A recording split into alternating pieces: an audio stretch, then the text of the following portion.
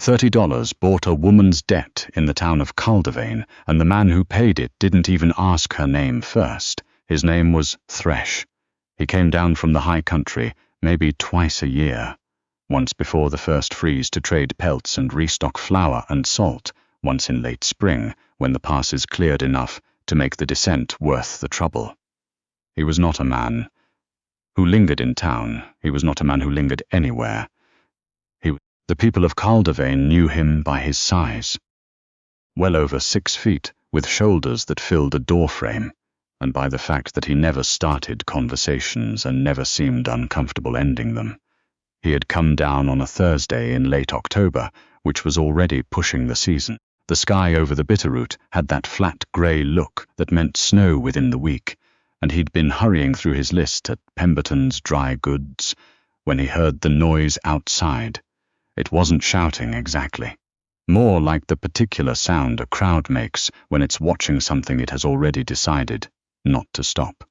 He didn't go out right away. He finished, counting his nails. He paid for his lard and his tobacco. He took his time because it was not his business, and he had learned a long time ago that making other people's business his own was how a man ended up with problems he hadn't asked for. But then he stepped through the door onto the flagged walk, and he saw her, and something in him went very quiet. She was standing in the mud in front of the surveyor's office, which apparently doubled as something else on Thursdays. A man with a red vest and a clipboard was reading from a sheet of paper, and the crowd, maybe 20 men, a few women watching from a distance with their faces arranged carefully into expressions that said they were not watching, was listening with the kind of attention that made Thresh's jaw tighten. The woman was not young in the way that would have made this easier to dismiss. She was perhaps 25, slight, dark-haired, wearing a dress that had started its life as something decent and was now the color of everything that had happened to her since. Her wrists were not bound. That was the first thing he noticed. The second was that she was not looking at the crowd. She was looking at a fixed point somewhere past all of them, past the storefronts and the mud street and the grey sky, at something none of them could see. The debt, the man in the red vest explained, had been her father's. Her father had died owing $30 to a man named Cutler, who held the note. The woman, her name was Verity, though Thresh didn't learn that until later, had no means to pay. Cutler had proposed an arrangement. The arrangement was this. Thresh had $30 in his coat pocket.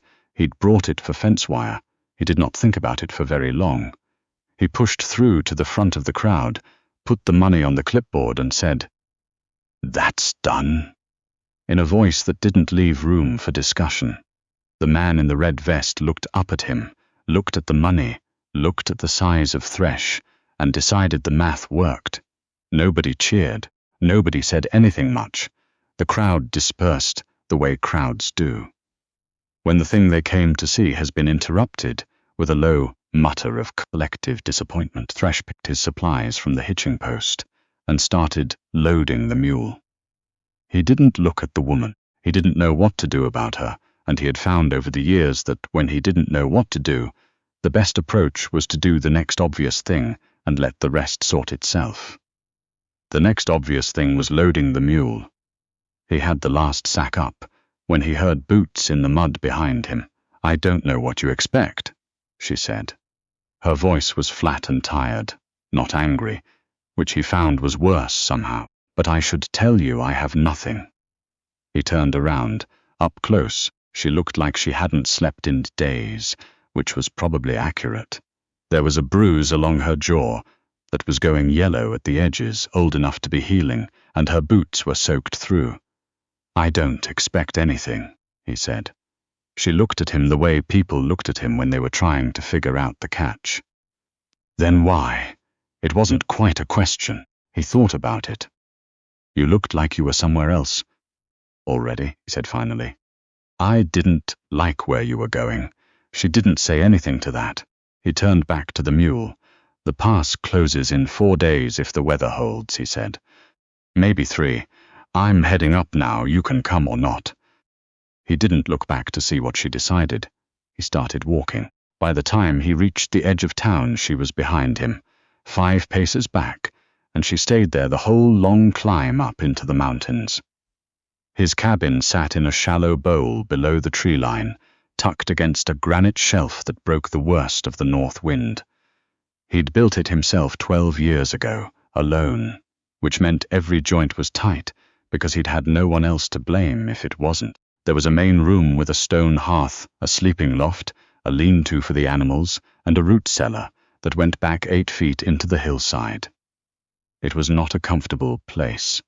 It was a functional one, and Thresh had stopped caring about the difference a long time ago. Verity stood in the doorway and looked at it for a moment without speaking. "Loft is yours," he said, moving past her to start a fire. "I sleep down here." She didn't argue. She also didn't thank him, which he respected more than he would have expected. The first week, she was mostly sleeping. He brought her food and left it near the ladder to the loft and didn't make conversation about it. And Stefan second.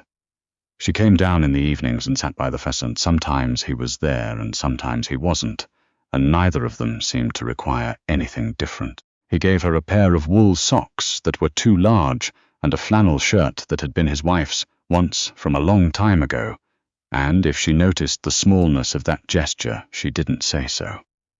On the 8th morning, she came down at dawn when he was starting the fire and stood watching him work. "What needs doing?" she said. He looked at her over his shoulder. Water barrels down to half, creeks about 200 yards east. She nodded and took the bucket from the hook by the door without being told where it was, which meant she'd been paying attention, and he found he respected that too. She worked without commentary. That was the thing he noticed first. She didn't narrate what she was doing or explain her reasoning or fill silence with sound the way most people seemed compelled to. She split kindling with a focus that suggested she'd done it before and kept his cook fire supplied. Without being asked after the 3rd day, she was methodical and observant, and she did not make demands on him. That he didn't know how to meet, he still didn't know what she was thinking. He suspected she was still looking at that point, somewhere past. Everything. And he didn't know how to ask her to come back from it. So he didn't try. He just kept putting food near the ladder and keeping the fire going and trusting that time would do something he couldn't. The first snow came on November 2nd, 6 inches overnight, and then 3 more days later, and after that the mountain was a different place entirely. The world contracted to the cabin, the lean-to, the path to the creek, the path to the woodpile, everything outside that was white and cold and indifferent, and Thresh had learned to find a kind of peace in that smallness. Some winters were easier in the body than others. None of them were easy in the mind. He watched her adjust. She was not unafraid of the cold. She was sensible, which was different. She wore everything she had in layers and kept her hands busy, and she did not romanticize the snow, the way some people who'd never had to survive it sometimes did. One evening in mid-November, she sat across the fire from him while the wind did its work against the walls, and she said, without looking up from the sock she was darning, his sock, which she'd taken from the mending pile without asking, and which she was fixing better than he would have. "How long have you been up here?" 12 years, he said. She nodded. "Alone?" He was quiet for a moment. "Mostly," he said. She didn't push on it, and he felt something in his chest loosen slightly, the way a rope does when the tension goes out of it. That was the closest they came to a real conversation. For a while, but the silence between them was changing. It had started as the silence of 2 strangers who don't trust each other, and had become something different, something more like the silence of 2 people who have decided, without discussing it, that neither of them is going to disappear. He was cutting wood outside on a clear afternoon in late November, when his foot went through the ice-slicked step of the woodpile platform. He went down hard, heard the crack before he felt it, and knew before the pain arrived what had happened. The bone was in the lower leg, and it was bad. Getting back inside took him 40 minutes. He didn't call for her. He didn't know if she was there. She'd gone to check the snares that morning, and anyway, he was not a man who called for help. He dragged himself to the cabin door and got it open and got himself inside by degrees, and he was grey with sweat, and the fire had died down to coals by the time the door opened again, and she came in with 2 rabbits and stopped. She took one look at him and set the rabbits down on the table with a gentleness that was not for the rabbits, and came and crouched beside him on the floor. "Show me," she said. "It's broken. I know it's broken." "Show me where." He showed her. She looked at it for a long time with an expression he couldn't read, focused, distant, calculating. Then she stood up and started heating water without a word, and while it heated she went through his stores and his tools with the systematic attention of someone solving a problem, not someone panicking. She had clearly set a bone before. He didn't ask whose. She used 2 straight pieces of ash from the woodpile and strips from the hem of her petticoat, and she worked with her hands steady and her jaw tight, and when he made a sound. Once, involuntary, she said, "Almost," in a voice like she was talking to herself, and kept going. After, she rebuilt the fire and moved the bedroll from the loft to the floor beside the hearth, and she heated both the rabbits and made him eat, and he ate, because she stood there until he did. That night he lay awake for a long time listening to the wind and to her quiet breathing above him in the loft, and he thought about the crack of the bone going, and how he would have laid there on the frozen ground until hypothermia finished it if she had not been there, and he could not get comfortable with what that meant. She was there. She had stayed when she could have gone. She had not gone. The weeks that followed were the hardest kind. He could not do much. His leg was elevated on a split log, and she managed everything, the fire, the water, the animals, the traps, without complaint, and without performing the sacrifice of it for his benefit. She did not make him feel guilty for being broken. She did not make much of it at all, which was its own kind of gift he hadn't known to ask for. He tried once to say something about it. "You don't need to." "I know I don't need to," she said, not unkindly, from the other side of the room where she was sorting dried beans. "Fetch me that tin, would you? The one on the 2nd shelf."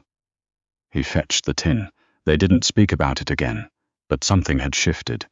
The rope between them, if that's what it was, had pulled taut in a different direction, and they both knew it. By January the leg was knitting, slower than he wanted, and better than he'd feared. He was moving around the cabin with a staff she'd made for him, out of a birch branch, carved and smoothed so carefully. He thought at first she must have been at it for days before he noticed, and he felt the weight of the care in it every time he gripped it. She had started talking more, not much more. She was not a woman of surplus words, which suited him, but enough.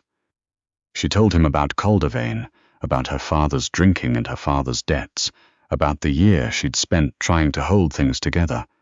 After he got sick, about the note Cutler had held over them. She didn't tell it as a sob story. She told it the way you describe weather. This happened. Then this. Then this. The absence of self-pity was, he thought, one of the bravest things about her. He told her, in return, about the cabin and how it came to be. About the wife, briefly, because it seemed dishonest not to, though he did not say much and she did not press. About why the mountain suited him in a way the town had never managed to. She listened the way she did everything. Fully, quietly, without filling his pauses with her own noise. One night when the cold had come down so hard that even the fire felt thin, she said, "What do you do in your head when it gets very quiet?" He thought about it. "Listen," he said. "To what? Whatever's there." She was silent for a moment. "I used to be afraid of what was there," she said. "I think I'm less afraid now." He did not look at her. He looked at the fire. "Good," he said. "February broke bad and then broke worse. 3 weeks where the snow came in sideways, and the temperature dropped past anything reasonable, and the world outside the cabin ceased to exist as a meaningful concept." They ran low on flour. They rationed. They did not discuss the rationing. They simply both ate less, and there was a particular quality to the silence, around that which was its own kind of communication. He watched her across the fire on those long evenings, and thought about things he did not quite let himself think. She was here. She had stayed. She was competent and quiet, and occasionally, rarely, she would say something that made him understand the shape of her mind, and he would feel something move in his chest that he had not felt in a very long time and had not missed, he thought, until he did. On a night in late February the cold broke, suddenly, the way it sometimes did up high, as though the mountain had made a decision. They sat outside on the flat rock near the door, for the first time in weeks, and the stars were so dense it seemed wrong to look away from them, and they sat there for a long time not saying anything. She had her hands wrapped around a tin cup of something hot, and she was looking up, and he was looking at the snow-covered valley below, and the silence between them was the easiest thing he had known in 12 years. He heard the sound before he saw it.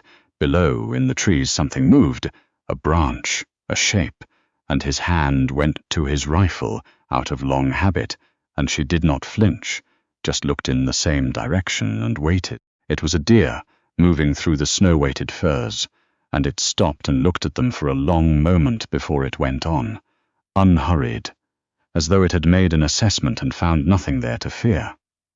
"Look at that," she said quietly. He looked. He nodded. They went back inside. By the time March came, he was walking without the staff, not well, not far, but under his own power, and the relief of it was physical. A loosening in the chest he hadn't realized he'd been carrying. She watched him take his first steps across the cabin without the birch branch and said nothing, but she turned back to the fire with something on her face that might have been a smile and might have been something else, and he filed it away with the other things he'd been collecting without meaning to.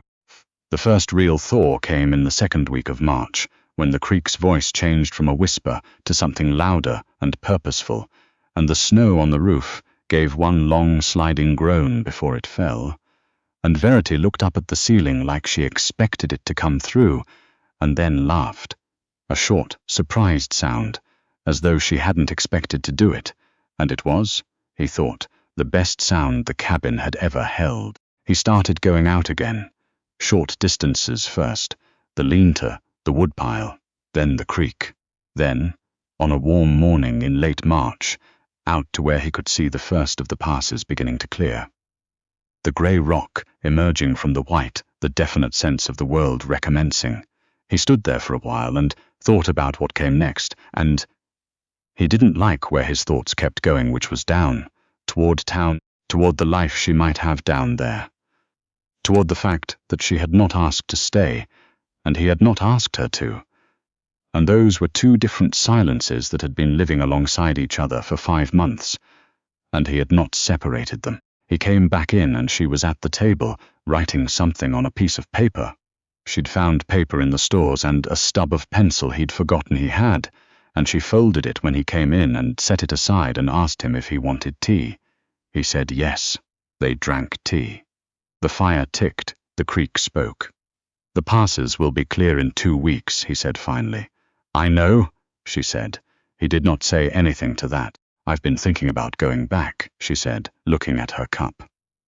The rope in his chest went tight. "That makes sense," he said. "Does it?" she said, but not like it was a question. He looked at her then, and she was looking at him, and he had the feeling they were both looking at the same thing from different sides of it.